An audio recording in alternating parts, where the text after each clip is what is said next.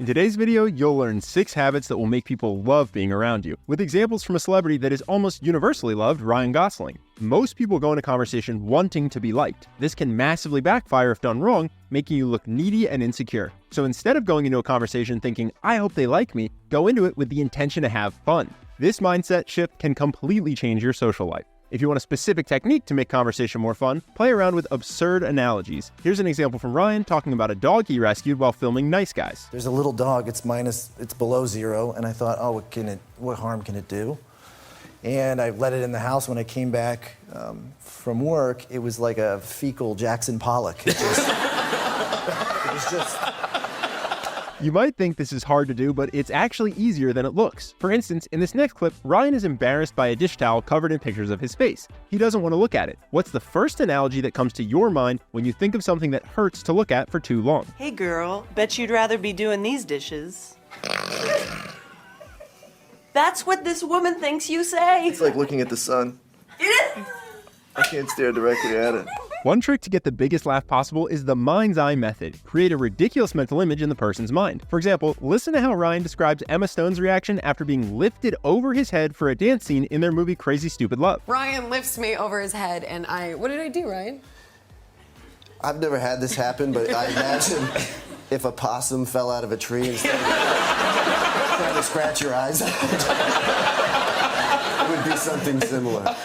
If you're on the quieter side, there's another easy way you can use absurdity to make your conversations fun. Deadpan humor. The danger of deadpan humor is if people don't get that you're joking, it can create awkwardness. So a good general rule with deadpan delivery is to be absurd enough to make it obvious that you're joking based just on your words. What's your favorite children's book to read to your kids? The Grapes of Wrath. It's a nice short story. Yeah. Just talk to me about friends and family receiving this new look. Are they supportive? How are you feeling on set when you're in the costume? Put me in your headspace right now. It's been cathartic. Yeah. You know, because there's always been a Ken inside of me. It's the role I was born to play. Yeah.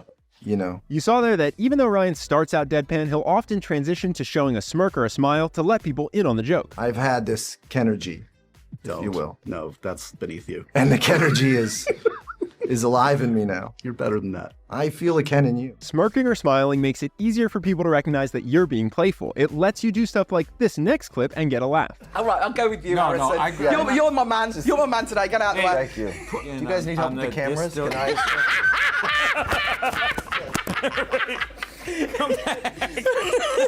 That's another easy, low-effort way to get a laugh, a fake walk-off. Ryan loves this joke and uses it repeatedly. But there is also a triumph of the human spirit. Okay. I'm invested. All right. What can you add to that? Is there a mic I can drop?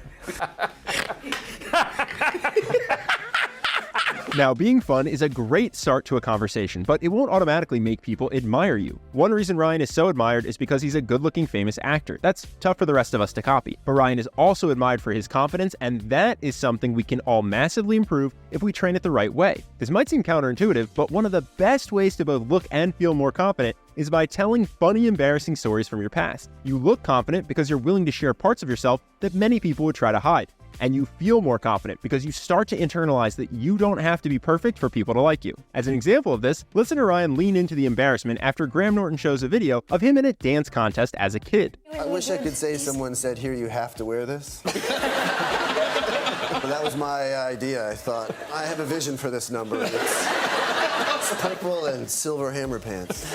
You probably noticed there, when you emphasize that you're aware it was embarrassing, that's what invites people to laugh with you. The best embarrassing stories are lighthearted, cringy moments from the past, stories where no one is deeply harmed and the laugh comes at your expense. Once you find a story you like, you can make this a go-to story that you use frequently with new people. Most great storytellers have these go-to stories. Here's one of Ryan's about a massage gone wrong. This guy's idea of massage was to like take my one leg and the other arm and try and connect it behind my back. And he's trying to connect them like this, and I'm in such pain, I go like that. And then his belly went in my mouth. Oh. You know how when you eat something weird, your brain sends your tongue to investigate? It's not conscious thought. It's just like, is that a bone? Figure that out. And the tongue goes in to figure it out. Handling embarrassment from the past is easy. After all, you've grown and changed. You're no longer that same person. But how do you handle embarrassment the moment it happens? Most people try to pretend the awkward moment isn't happening, but you can actually display confidence if you call attention to your awkward moments and laugh at them. I have to admit something. Oh, yeah, okay. I didn't try this suit on before I came out. And I realized that it's so tight. So next time you catch yourself making a small mistake in conversation, invite people to laugh with you by calling it out. Ryan's frequent co-star Emma Stone has the same habit. In this next clip, listen to how she saves a bad story after realizing she's sharing unnecessary details. So I had a cast and all the, it was miserable. It was the day before the last day of school. Anyway, I had internalized this. That's a really important. It's an important detail. I really know how to tell a story. Anyway. Calling yourself out with a smile can turn a boring or awkward moment into a moment where everyone is laughing. Sharing embarrassing stories and calling out awkward moments also helps create authenticity in your conversations. When you and the person you're talking to feel that the other one is being authentic, that is what creates a deep connection. You've done a little on your end already with the advice in this video, and you can also do this with how you react to the other person. For example, watch how Ryan creates a more authentic conversation by gently calling out this reporter for how she describes his co-star. But your daughter, what was it like working alongside her? She's just a star in the making. Yeah. You said it that because you didn't know how to pronounce her name. I don't. It's Angourie rice. It's Angourie. Angourie rice. And they say it so well. I have similar fear in my eyes too. I can see it. This doesn't mean you need to be the authenticity police and call it out all the time. In fact, an easier way to create authenticity in a conversation is to compliment it when you do see it. For an example, watch Ryan in this interview for his movie Blade Runner 2049. Notice how he reacts when the interviewer says something most people wouldn't have shared. Because these were from the original Blade Runner. Oh, cool. This is what they used. Beautiful. So I thought, attention to details for fans will probably like that. That's so cool that you did that. Yeah. Are you a fan of the original? Never seen it.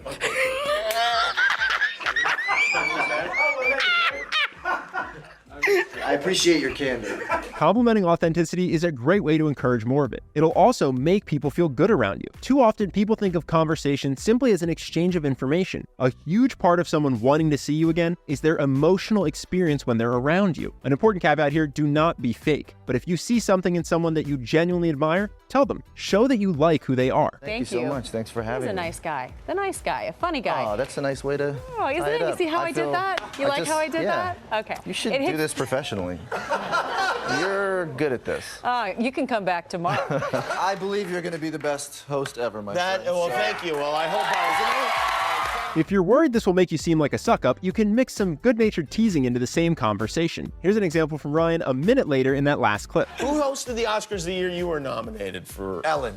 Ellen, okay, and yeah, she did a fantastic job. She did a great job. Yeah, I'm not going to be as good as her, definitely. Well, not with that attitude.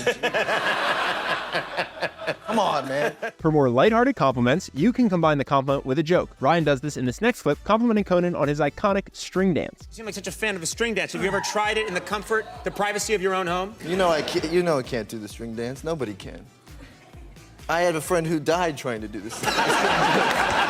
One important note here, truly charismatic people make everyone feel good about themselves, not just people they are trying to impress. So take time to acknowledge and appreciate everyone, especially the people who normally get ignored. For instance, most guests on a talk show just walk in, greet the host, and start promoting their project. But watch what Ryan does. You got some sweet moves, my friend. Thank you, my brother. Thank you. It is so great to see you, bud. It is nice. Everybody should have that experience once in their life. Walk into a room with the Roots playing. Exactly, yeah. There's nothing like that. How's it feel to be? If you build this habit, it's very likely that some people will reciprocate and start complimenting you. One charismatic way to respond is to be playfully humble. Is it overkill, you think? It's a little too much. Think you're overexposed, everything? I'm sick of myself. Really? Wow. Yeah. Wow. I can't imagine how everyone else feels. And how does I saw the applause sign. I know. That there are, married, 53-year-old men whistling for Ryan. That's the kind of effect you're having on these people. Is this... That's my mom and her friends.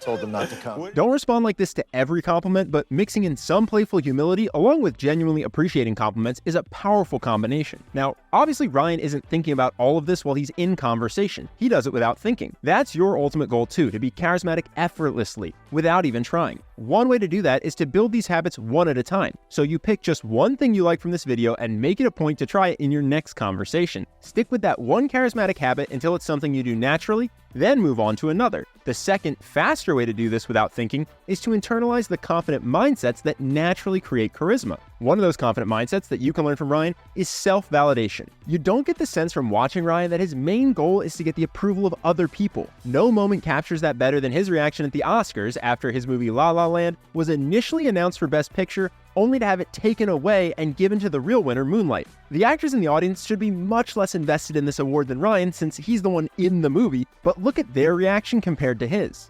Well, did you see what the crowd looked like? Oh, we've got a picture of that. The crowd are amazing. Matt Damon looks like he's swallowed his own teeth. With shock.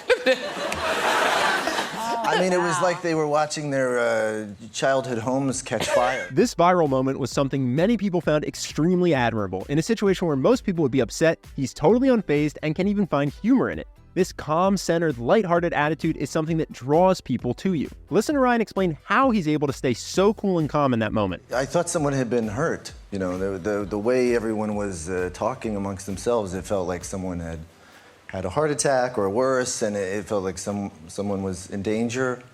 And then I found out that they just read the wrong name.